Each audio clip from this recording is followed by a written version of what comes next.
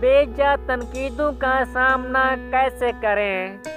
कुछ बेवकूफ़ तो अल्लाह सुब्हानहू व तआला को बुरा भला कह देते हैं, जो खालिक व मालिक और पालनहार है, जो सबको रोज़ी देता है, जिसके सिवा कोई माबूद नहीं।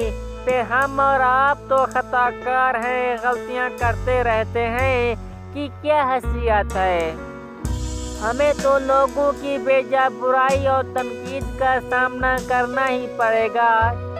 हमें बर्बाद करने के मंसूबे बनेंगे, जानबूझकर अमानत की जाएगी।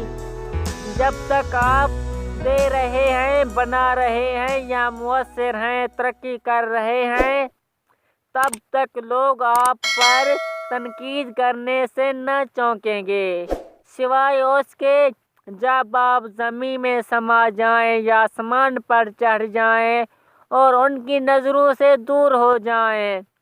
जब तक आप उनके बीच में हैं, आपको अज़ियत पहुंचती रहेगी, आंसू निकलेंगे, नींदें उड़ेंगी। जो ज़मीन पर बैठा है वो नहीं गिरता। अगली बात होगी वीडियो की, गिरते हैं शाहसवार मैदानों में।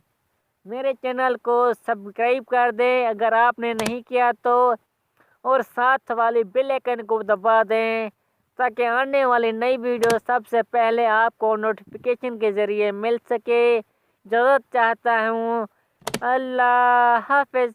Bundle of thanks, best of luck.